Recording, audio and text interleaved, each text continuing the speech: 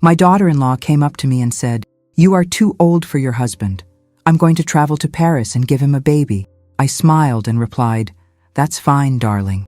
They traveled together. Then I sold the car, emptied our accounts, and left the divorce papers on the table. When they returned, "I'm glad to have you here. Follow my story until the end and comment from which city you are watching me.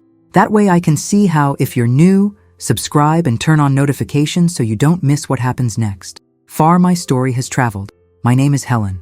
I'm 66 years old, and I thought I had seen everything in life. I was wrong. It was a Tuesday morning when my world came crashing down in the most unexpected way. I was in the kitchen preparing coffee, just like every day for the past 42 years of marriage, when Jennifer came down the stairs. My daughter-in-law had always been a woman who stood out for her beauty, but that morning, there was something different in her gaze, a coldness that made me feel uncomfortable. "Good morning, Helen," she said with that smile that never reached her eyes. Jennifer was 32, with perfectly styled blonde hair and a figure she maintained with military discipline. She had married our son Matthew 5 years ago, and since then, our house was never the same again. "Good morning, Jennifer. Do you want some coffee?" I asked, trying to maintain the cordiality that had characterized our relationship all these years. She approached the table, but she didn't sit down. Instead, she stood, looking at me in a way that made me feel small in my own kitchen. "Helen, I need to talk to you about something important." My heart started to beat faster. In my 66 years, I had learned to recognize the tone that precedes bad news. "Is everything okay, Matthew? Is he okay?" "Matthew is perfect," she replied. And the way she said his name, I knew something terrible was coming. "In fact, it's about Robert that I want to talk to you." She came closer, so close that I could smell her expensive perfume, the one Robert bought her on his business trips. "You see, Helen, I think it's time someone told you the truth." My hands trembled slightly as I held the coffee cup. "What truth?" Jennifer smiled, but it was the cruelest smile I had ever seen in my life. "The truth is that you are too old for your husband. Look at you, Helen. 66 years old. Wrinkles, that gray hair you insist on not dyeing. Robert deserves better." I felt as if I had been slapped. Robert was my husband for 42 years. We had built a life together, raised Matthew, overcome economic crises, illnesses, the death of my parents. "I don't understand what you mean," I managed to mumble. "What I mean," Jennifer continued, "is that Robert and I have been talking. He needs a woman who can give him what you no longer can. Vitality, passion." She paused dramatically. "A child." The world stopped. A child. Exactly. Robert always wanted to have more children, but you couldn't give them to him after Matthew. Now, at 68 years old, he realizes that he missed that opportunity by staying with you. Each word was like a knife. "Robert told you that. He didn't just tell me, Helen. He asked me." Jennifer leaned towards me, and I could see the satisfaction in her eyes. "The two of us are going to travel to Paris, and there I'm going to give him the son he always wanted." I was speechless. The coffee had grown cold in my hands, but I couldn't move. "But you're married to Matthew." "Matthew understands. He knows his father deserves to be happy, and if that means I have to make this sacrifice." She shrugged as if she were talking about the weather. "Sacrifice." The word came out as a whisper. "Well, it's not exactly a sacrifice," she laughed. "Robert is a very attractive man for his age and very generous. He already bought me the ring I'm going to wear in Paris." She took off her wedding ring and showed me another ring on her finger. One I recognized immediately. It was my grandmother's ring, the one Robert had promised me would be mine forever. "That ring is mine," I said, feeling the blood boil for the first time in years. "It was yours," she corrected me. "Now it belongs to the woman he truly loves." I stood up from the chair, trembling with a mix of pain and rage I didn't know I could feel. "Where is Robert?" "At work, of course, working hard to pay for our trip to Paris. We leave next Friday." I looked at Jennifer, this woman who had entered my family, who had eaten at my table, who had slept under my roof. "And what am I supposed to do?" "Well," she said with a smile that chilled me to the bone, "I guess you'll have to find somewhere to go. Robert no longer wants you here when we return." For a moment, all I could do was stare at her. 42 years of marriage, a whole life built with Robert, reduced to this cruel conversation in my own kitchen. Then, surprising myself, I smiled.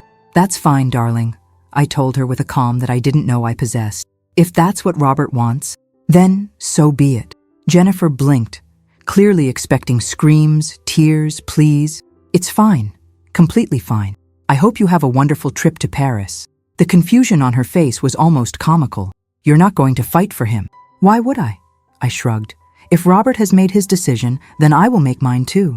Jennifer was silent for a moment, clearly bewildered by my reaction. She had expected drama, and I had given her acceptance. But what she didn't know was that in those seconds of silence, something had changed inside me. For the first time in 42 years, I saw things clearly. The days that followed the conversation with Jennifer were strange. I moved through the house like a ghost, observing everything with new eyes. Robert came home late from work, avoided my gaze during dinners, and talked on the phone in a low voice when he thought I wasn't listening. Jennifer, for her part, behaved as if nothing had happened. She had breakfast at my table, used my washer, bathed in my bathroom. But now I knew the truth behind every fake smile. On Wednesday night, Robert finally talked to me about the trip. "Helen," he said as we ate dinner in silence, "I need to tell you something." I looked up from my plate. My husband of 42 years looked nervous. His hands were playing with the napkin. "Yes, I'm going to travel to Paris with Jennifer." "Is it a business trip?" I asked, keeping my voice neutral. "Yes, there's an investment opportunity there. Jennifer speaks French, so she's going to help me with the translations." Lie after lie. Robert worked for a local insurance company. He had never had international business in his life. "How long will you be away?" 2 weeks? Maybe 3? "I see." I continued eating as if it were a normal conversation about the weather. Robert looked at me strangely. "Are you okay with that?"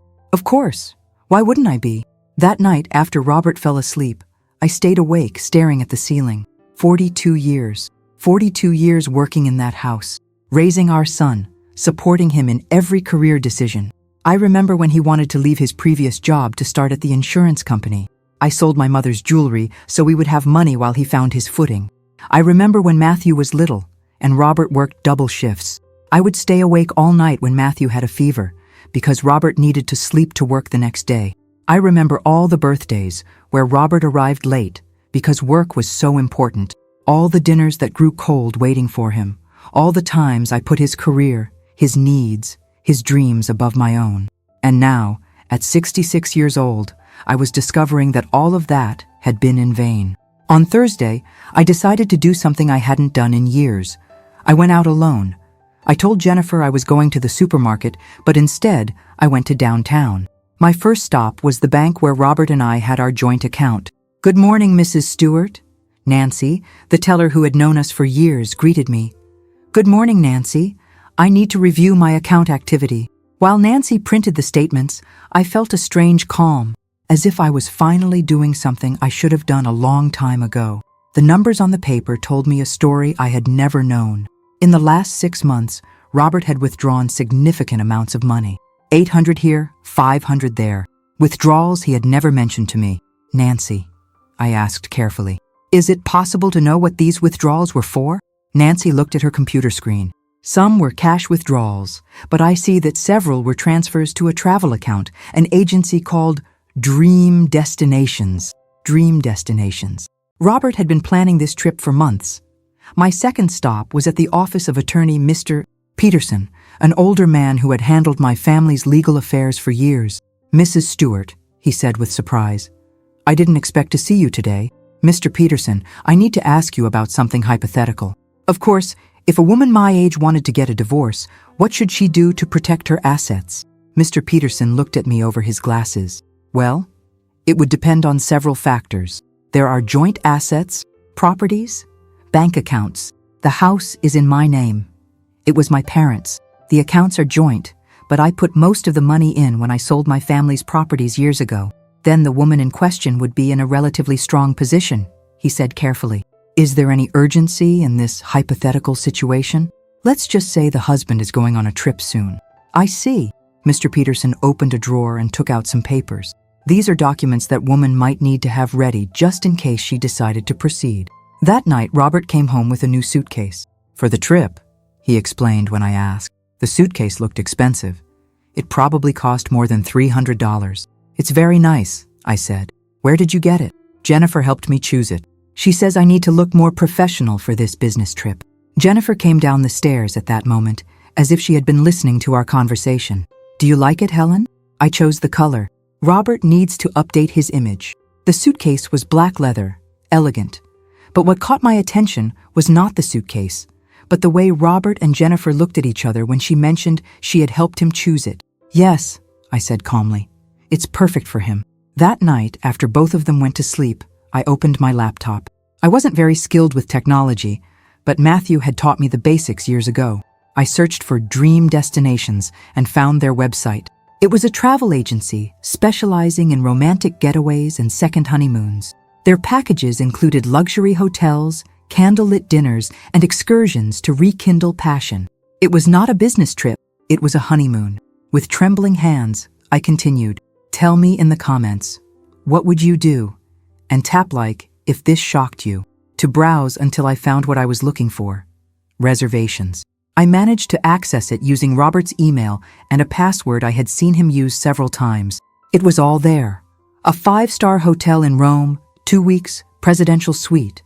And most painfully of all, the reservation was in the name of Mr. and Mrs. Robert Stewart.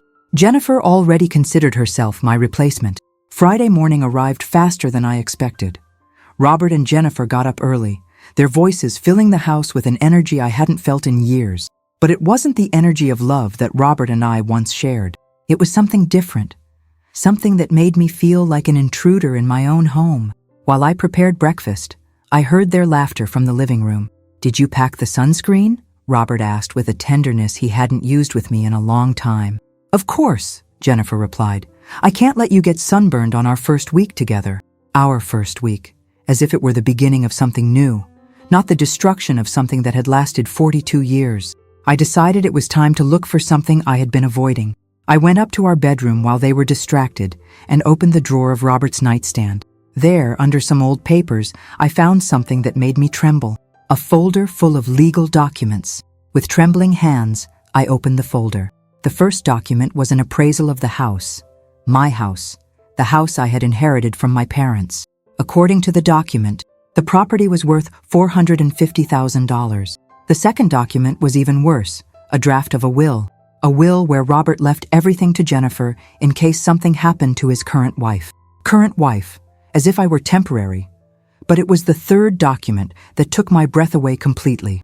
It was a legal consultation on mental incompetence due to advanced age and the necessary steps to protect family assets from irrational decisions. Robert was planning to declare me mentally incompetent. I read each line carefully.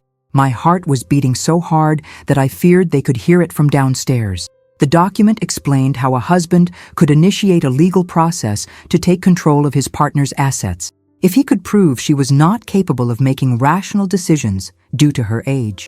In the margins, Robert had written notes in his own handwriting. "Helen forgets things. She gets confused with dates. She doesn't handle money well. Lies, all lies." But I realized something terrible. In recent months, Robert had been creating situations to make me seem confused. When I said we had agreed to have dinner at 7 and he insisted he had said 6, making me doubt my memory. When he would change doctor's appointments and then blame me for forgetting them. When he would hide the car keys and then find them in places where I had supposedly left them. It had all been part of a plan. I heard steps on the stairs and quickly put the documents back in their place. Robert entered the room with a smile that now seemed sinister. "Are you okay, darling?" he asked. "You look pale." "I'm fine," I lied. "Just a little tired." "Maybe you should see the doctor again," he suggested with false concern. "Lately you've been very forgetful." There he was again, planting the seed of doubt. "Maybe," I replied, pretending to consider his suggestion. Robert took his suitcase and headed for the door. "Well, we're leaving now. The flight leaves at 2. "Have a good trip," I said, surprised at how normal my voice sounded. Jennifer appeared at the door with her own suitcase, a larger one than Robert's. "Helen," she said with that fake smile, "take good care of yourself while we're gone, and remember what we talked about." "I remember it perfectly," I replied. After they left, I sat on the bed I had shared with Robert for decades and cried.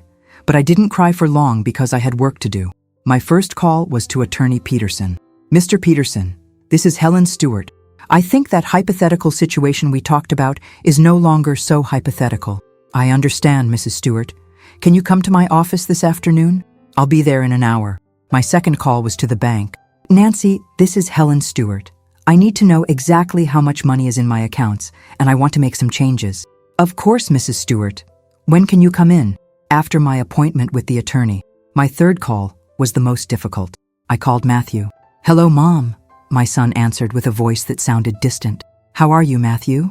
I need to ask you something important. Did you know that your father and Jennifer were going to travel to Paris together? There was a long pause. Mom, I don't want to get in the middle of a problem between you two. That means you did know. Jennifer told me that that you were having problems, and that he needed time to think. And what do you think of that? Another pause. Mom, Jennifer says you've been very confused lately, that you forget things, that you get lost when you're driving. She says Dad is worried about you. I felt as if I had been stabbed. Jennifer had been poisoning my own son against me. Matthew, I said carefully, have you noticed that I'm confused when we talk? Well, but Jennifer says it's normal that I wouldn't notice on the phone. And you believe Jennifer more than your own mother? Mom, don't make me choose sides. It's complicated. It's not complicated, Matthew. Either you trust me or you don't. Mom, Jennifer says this kind of conversation is exactly what shows that you need help. I hung up the phone without saying goodbye. My own son had chosen to believe a woman he had known for 5 years, instead of believing the mother who had raised him for 35 years. That afternoon at Mr. Peterson's office, I put all the documents I had found on the table. Mr. Peterson, my husband is planning to declare me mentally incompetent to take my properties. The attorney reviewed the documents with a grave expression. Mrs. Stewart, this is very serious. Your husband is building a legal case against you. He can win. With the right witnesses and the right circumstances, it's possible. Especially if your son testifies that he has noticed changes in your behavior. My son is already on his side. Then we need to act fast. How much time did you say they would be away? 2 or 3 weeks. Perfect. That gives us enough time. That night, alone in my house for the first time in years, I realized something. Robert and Jennifer hadn't left me because they no longer loved me. They had left me because they believed I was a silly old woman who would wait obediently while they enjoyed my money and planned to take my house. But they had been wrong. I wasn't a fool, and I was about to prove it to them. On Saturday morning, I woke up with a mental clarity I hadn't felt in months. For the first time in a long time, I had a purpose. Robert and Jennifer thought they had left me waiting like an obedient wife, but in reality, they had given me the perfect opportunity to act. My first stop was the bank. Nancy greeted me with a professional smile, but I could see the curiosity in her eyes when I asked for a private meeting with the manager. Mrs. Stewart, Mr. Wilson, the bank manager told me, Nancy tells me you need to make some important changes to your accounts. That's right. First, I want to know exactly how much money is in all my accounts. Mr. Wilson checked his computer. In the joint account you share with your husband, there are $10,000. In your personal account, there are $35,000, and in your long-term savings account, there are $210,000, $365,000. Money that mostly came from the sale of my family's properties years ago. I want to transfer all the money from the joint account to my personal account, I said. Mr. Wilson frowned. Mrs. Stewart, that is a considerable amount. Are you sure you want to do this without consulting with your husband? It's my money, Mr. Wilson. I deposited it there. You're right. Of course, but it's an unusual transaction. Is there a problem? I decided to be honest. My husband is planning to declare me mentally incompetent to take my money. I have documents that prove it. Mr. Wilson was silent for a moment. Do you have those documents with you? I took out the copies I had made of Robert's papers. Mr. Wilson read them carefully, his expression growing more serious with each page. Mrs. Stewart, this is very concerning. Of course, we will make the transfer immediately. I would also recommend that you change all your passwords and request that your husband be removed as a beneficiary on your accounts. Can you do that today? Absolutely. 2 hours later, I left the bank with a new sense of control. Robert would return from Paris to find that he no longer had access to my money, but that was just the beginning. My next stop was the dealership where Robert had bought his car the year before, the blue BMW he loved to show off to his friends at work. Good morning, I said to the salesman. I want to sell the BMW that's registered in my name. The salesman looked confused. The blue 2023 model BMW? That's the one. But ma'am, that car is worth around $5,000. Are you sure you want to sell it? Completely sure. Is your husband in agreement with this decision? I took out the car's registration papers. As you can see, the car is registered solely in my name. I bought it. I decide what to do with it. The salesman checked the documents. You're right. When do you need the sale to be completed? As soon as possible. We can have it ready for Tuesday if you accept our trade-in price. Perfect. That afternoon, I dedicated myself to something I had been avoiding, reviewing all the important documents in the house. In the safe that Robert believed I didn't know how to open, I found more unpleasant surprises. There were documents that showed Robert had been trying to transfer the deed of the house to his name. Luckily, he had not managed to complete the process because the house had been bought before our marriage and state laws protected my right as the original owner. But the most shocking thing was finding a new life insurance policy. Robert had taken out a policy for $500,000 on my life, naming Jennifer as the beneficiary. My hands trembled as I read the document. Were they planning to kill me? Or just hoping I would conveniently die after I was declared incompetent? On Sunday morning, I received a call I didn't expect. Mrs. Stewart, this is Linda, Jennifer's sister. Linda had come to a few family gatherings, but we had never talked much. Hello, Linda. How are you? Mrs. Stewart, I need to tell you something important about Jennifer and your husband. My heart started to beat faster. What is it? Jennifer told me about her plan, about the trip to Paris and everything else. Everything else? About declaring you're crazy, about taking your house. Mrs. Stewart, Jennifer has done this before. What do you mean? Before she married Matthew, Jennifer was married to an older man in Austin, Texas, a wealthy widower. She did the exact same thing. She convinced his family that he was losing his mind. She took everything when he died. I felt like I had been punched in the stomach. How did he die? Officially a heart attack, but there were always questions. Jennifer inherited everything. The house, the money, everything. Why are you telling me this? Linda sighed. Because you were always kind to me, and because I'm afraid of what Jennifer might do to you. Do you have any proof of what you're telling me? I have the first husband's name and the city where he lived. I also have his sister's phone number if you want to talk to her. I wrote down all the information Linda gave me. After hanging up, I immediately called the number she had given me. Mrs. Peterson, this is Helen Stewart. Linda Rivera gave me your number. I understand your brother was married to Jennifer. Oh my God, the woman replied. Jennifer? Is she married again? Yes, to my son, but now she's trying to get my husband. Ma'am, you are in danger. My brother Michael died 6 months after Jennifer convinced him to change his will. The doctors said it was a heart attack, but Michael had never had heart problems. They called the police. We tried, but there was no proof. Jennifer was very smart, but we found strange things in the house after he died. Medicines that were not Michael's, things that could cause heart problems. When I hung up the phone, I sat in my kitchen and tried to process everything I had learned. Jennifer was not just an ambitious young woman, she was dangerous.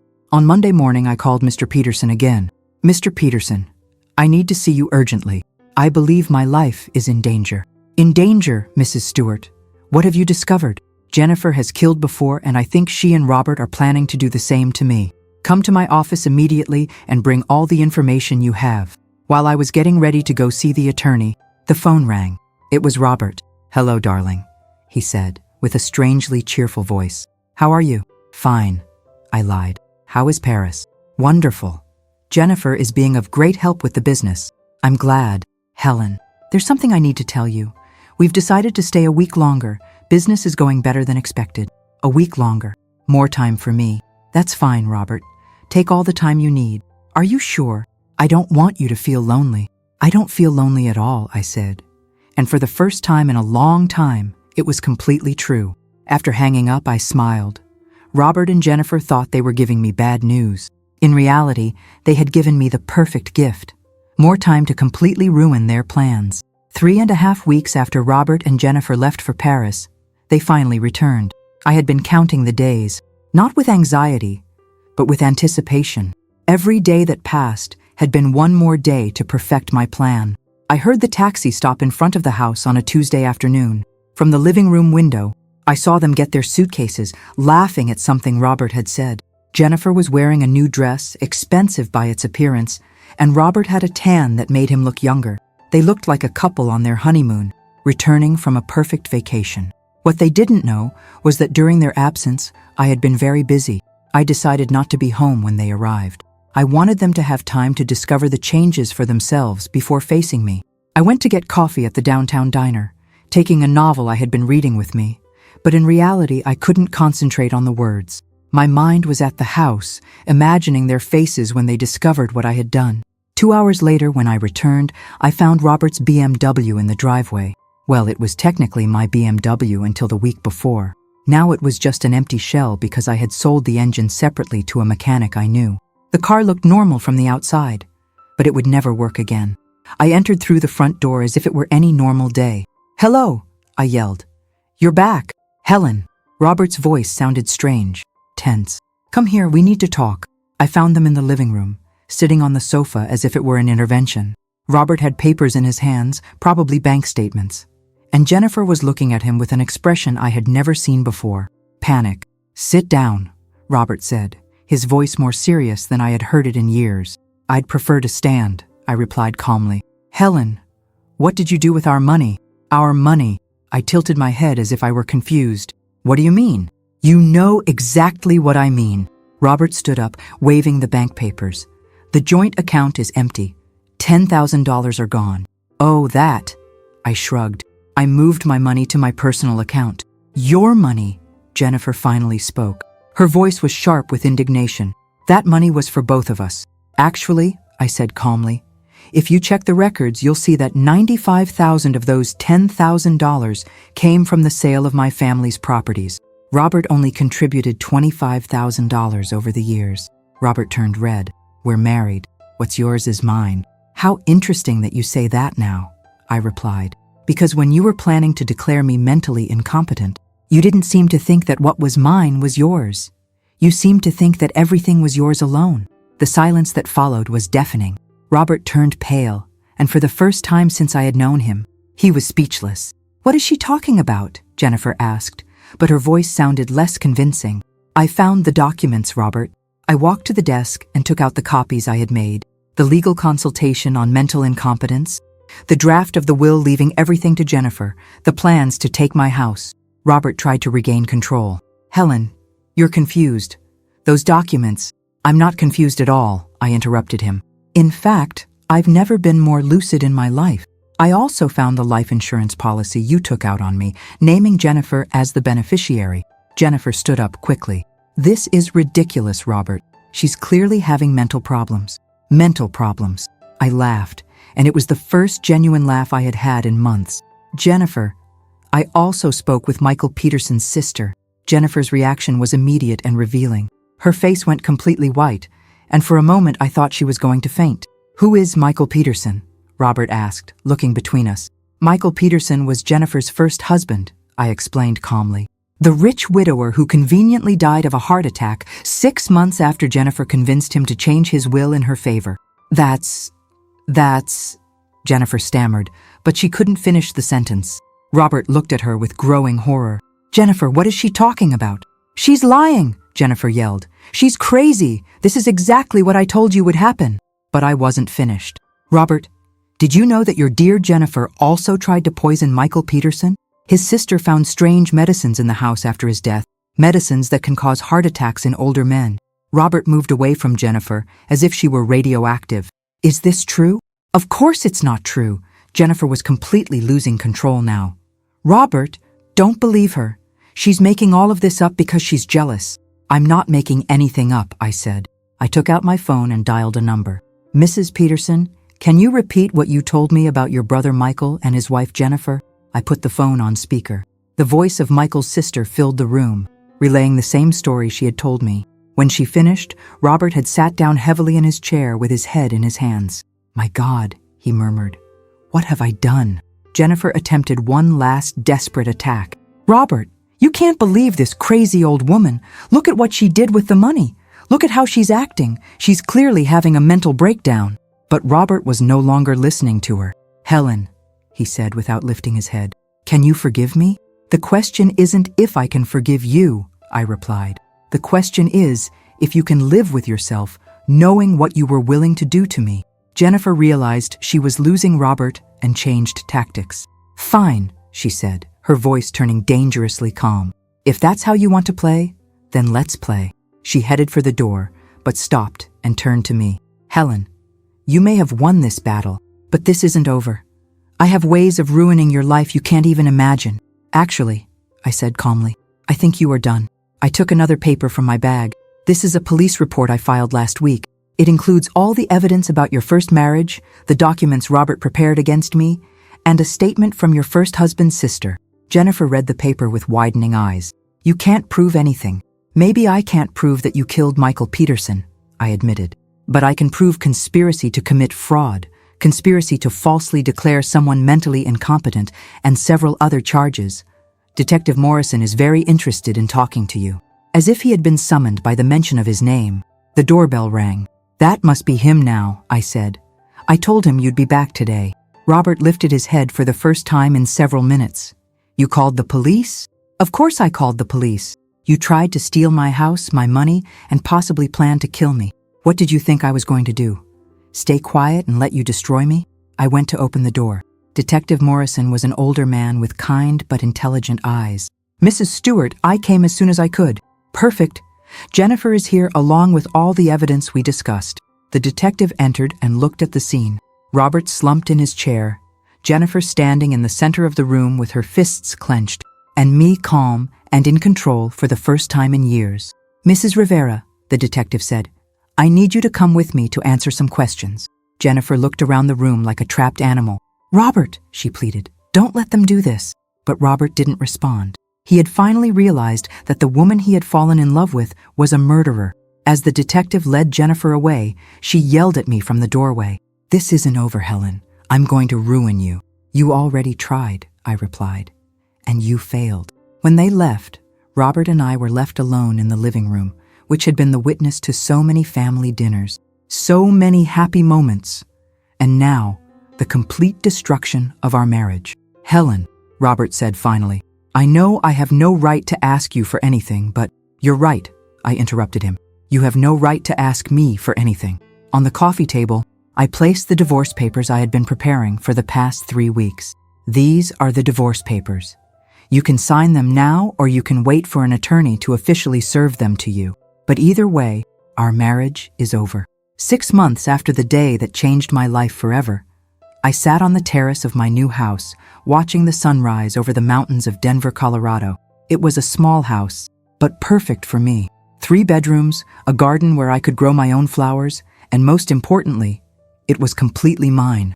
The divorce process had been easier than I expected. Robert signed the papers without protesting, maybe because he realized he had no other option, or maybe because he finally understood the magnitude of what he had been about to do to me. I allowed him to keep his personal savings and some minor possessions, but the house, my family's money, and everything that truly mattered remained with me. Jennifer was arrested 3 days after her return from Paris. The charges included conspiracy to commit fraud, attempt to illegally obtain control of another's properties, and after the police reopened Michael Peterson's case, she was also charged with second-degree murder. The evidence, which had gone unnoticed years ago, now made sense in the context of what she had tried to do to me. Matthew had come to see me a week after Jennifer's arrest. My son came to my door with red eyes and trembling hands. Mom, he had said, I'm so sorry, I didn't know. I never thought Jennifer was capable of— I know, my son, I had replied. She was very convincing. Can you forgive me for not having believed you? I had hugged my son, the same boy I had raised alone so many nights when Robert worked late. I already forgave you. A long time ago. Matthew divorced Jennifer before the case went to trial. He now lived in a small apartment, close to his work, trying to rebuild his life. He came to visit me every 2 weeks, and little by little we were repairing our relationship. Jennifer's trial had been a media circus. The local newspapers had covered the story of the Black Widow who had murdered one husband and almost managed to destroy another family. During the trial, more victims came to light. Apparently, Michael Peterson had not been her first target, just the most successful. She was sentenced to 25 years in prison without the possibility of parole. Robert had tried to contact me several times after the divorce. At first, his calls were pleas for forgiveness. Then they became attempts to justify his actions. I just wanted to secure our future, he had told me in one of his voice messages. I thought Jennifer truly loved me. I finally changed my phone number. According to Matthew, Robert had lost his job at the insurance company when the story became public. He now worked in a small office, selling policies over the phone. He lived in a one-bedroom apartment, and according to my son, he seemed to have aged 10 years in 6 months. I didn't feel sorry for him. 42 years of marriage, and he had been willing to declare me crazy to take my money and run away with a woman 36 years younger than him. Some betrayals do not deserve forgiveness, but my story wasn't about revenge, it was about freedom. With the money from the sale of the house in Phoenix, AZ, and the savings I had protected, I was able to buy my house in Denver, Colorado outright. I had also wisely invested the rest, ensuring that I would never again depend on anyone financially. My days were now my own. I got up when I wanted, had breakfast on my terrace reading books I had never had time to read, and spent my afternoons in my garden. I had made friends in town, women my age, who, like me, had decided that their last years would be lived on their own terms. One of them, Margaret, had gone through a similar divorce. Her husband had left her for his secretary after 30 years of marriage. "Do you know what the hardest part was?" she had said to me while we were having tea in her kitchen. "It wasn't losing my husband. It was realizing that I had never truly known him. That was exactly the truth I had had to face. The man I had been married to for 42 years was not who I thought he was. Or maybe he was, and I had simply chosen not to see it. This morning, as I drank my coffee and watched the mountains turn golden with the rising sun, my phone rang. It was Matthew. "Hello, Mom. How are you?" "I'm fine, honey. And you?" "Better, much better." "Mom, I wanted to ask you something. Tell me, do you ever regret divorcing Dad?" The question surprised me, but the answer came immediately. "Never, not for a second." "Don't you feel lonely?" I looked around my little paradise. I heard the peaceful silence of the morning. I felt the complete absence of anxiety that had characterized my last years of marriage. "Matthew, there's a difference between being alone and feeling lonely. I was lonely for many years while I was married to your father. Now I'm alone by choice, and it's completely different. I understand. Are you okay, honey?" "Yes, Mom. I just wanted to make sure you didn't get hurt in the process of saving yourself." After hanging up, I reflected on Matthew's words. Had I gotten hurt in the process of saving myself? Of course. Losing 42 years of marriage, discovering that your son had believed lies about you, facing the reality that the person who slept next to you was capable of betraying you in the cruelest possible way. All of that had hurt deeply. But there was something that hurt much more. The woman I had been all those years, the woman who apologized for everything, who accepted crumbs of affection, who worked tirelessly to deserve love that never came. The woman who had put everyone's needs above her own, to the point of almost losing everything. That woman had died the day Jennifer told me I was too old for my husband, and her death had been necessary for me to be born. At 66 years old, I had learned something that many women never learn. You don't have to be loved by everyone to be valuable. You don't have to sacrifice your dignity to maintain a relationship. And you don't have to accept crumbs when you deserve the entire feast. That afternoon, as I watered my flowers, my next-door neighbor came up to the fence that separated our gardens. "Helen," she said, "there's something I've wanted to ask you since you moved here." "What is it, Linda? How did you find the courage to change your life so drastically at your age?" The question made me smile. "I didn't find the courage, Linda. The courage found me when I finally realized I had nothing left to lose." "Weren't you scared?" "Terrified," I admitted. "But it turns out that being terrified and free is much better than being safe and trapped." That night, as I got ready for bed in my single bed, in my silent room, I thought about all the women who were in the situation I had been in. Women who accepted less than they deserved because they were afraid of being alone. Women who allowed others to define their worth. Women who thought it was too late to start over. If I could tell them one thing, it would be this. It's never too late to choose yourself. It's never too late to say no more. And it's never, ever too late to discover that you are much stronger than you believed. I fell asleep that night, just like every night since I moved to Denver, Colorado, at peace, without fear of what tomorrow would bring, without anxiety about how someone else would react to my decisions, without the need to apologize for existing. For the first time in 66 years, I was completely free, and it turned out that freedom was everything that had been worthwhile.